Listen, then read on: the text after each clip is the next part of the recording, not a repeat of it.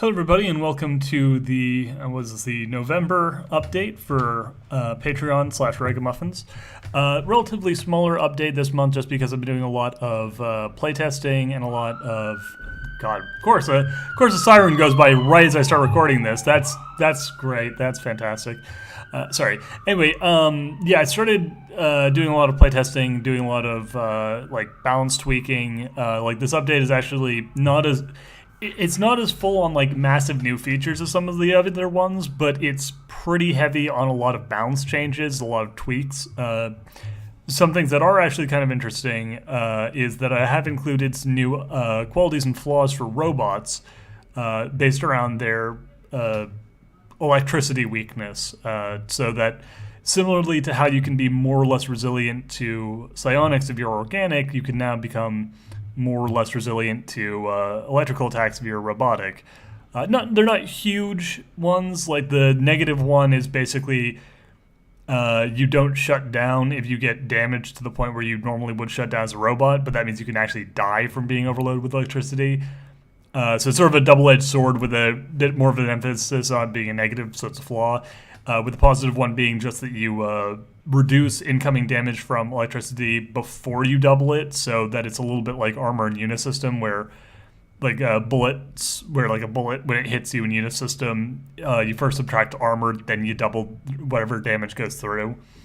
I figured that would be a good way of offering an alternative, some alternative defenses, so robots don't die quite as easily to electronics. Because right now they're meant to. That's meant to be kind of their one big drawback, because they are completely immune to the incredibly powerful psionics, and obviously they're immune to being out in space and all sorts of shit like that. But when doing the game, we noticed Bleel's character, who is very weak. Bleel's character is not Kaufman's not meant to be super beefy, but Kaufman being capable of being shut down, not killed, but shut down just from zombie casually tossing a grenade around, we kind of realized it'd be nice to have an option to mitigate that a bit, because it's pretty devastating, and which it should be. It's supposed to be a hard counter to that, and it's an expensive upgrade. But anyway, point is,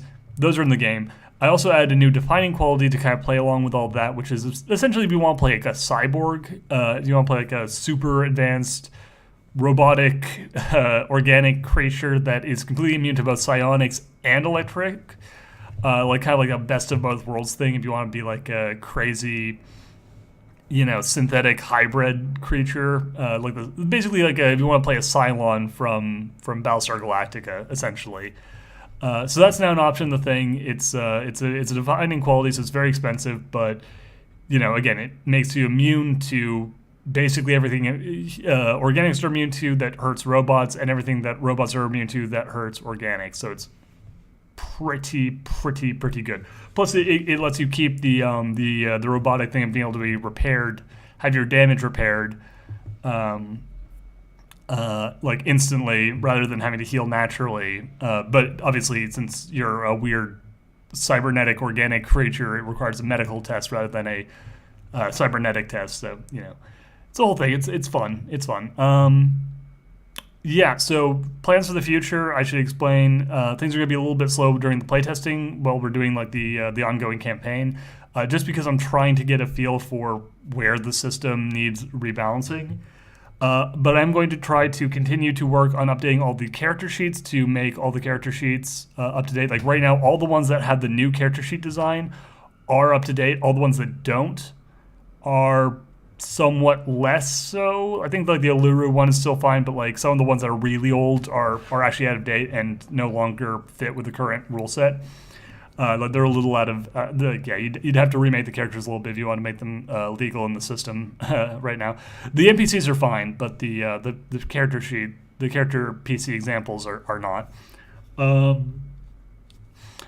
aside from that, obviously I'm going to sorry, rubbing my nose because it's a little bit dry in here. One of the other things I really want to do is you'll notice that there's actually a placeholder for Chapter 1 now. Chapter 1 has been moved to being Chapter 2, and the new Chapter 1 is going to be an introductory chapter that explains the basics of role-playing games, have a little example of play, definitions of words like 1d10 or etc. So people who are totally new to role-playing games altogether don't need any sort of prior experience, which right now, the game is mostly designed so that it's possible to play it with basically no experience with role-playing games, but there's a few things that's like, yeah, you're supposed to know what some of these things mean, what like D1, D2, D3 means, etc. So I'm going to explain that in an introductory chapter. I'm going to, I still want to go and flush out and edit like pretty much all of the text, like a bunch of the later parts that I've added, have descriptions that have a little bit of fluff to them, have a little bit like, like robots don't suffocate in space, a little bit at the end about how, it's like rigorous testing has proven that robots don't need to breathe. It's a dumb joke, but it's the sort of thing I like to have in the book to kind of make it feel more like a lived-in world document sort of thing.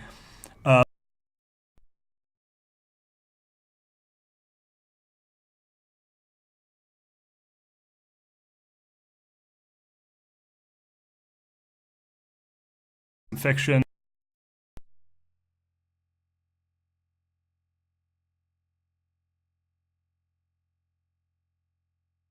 Writing so that every single chapter of Ragamuffins opens with a nice piece of fiction. But part of the thing with that has also just been that I've kind of also just been trying to get the tone down for the Ragamuffins comic.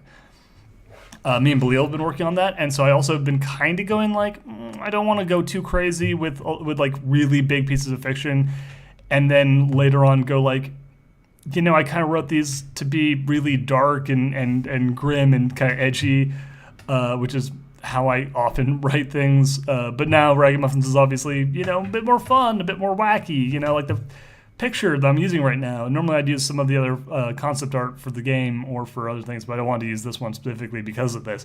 Like, this is a wacky, fun picture. This is a fucking, like, lady with robot arms and legs chasing after a car that's bouncing around like it's in a Mickey Mouse cartoon, as people bounce all over the thing, and little Kaufman bot, like bounces straight off the back, looking a little bit like Peridot from Steven Universe. Actually, I like that. But no, like, the tone of the setting and the tone of the game has kind of changed a little bit over time.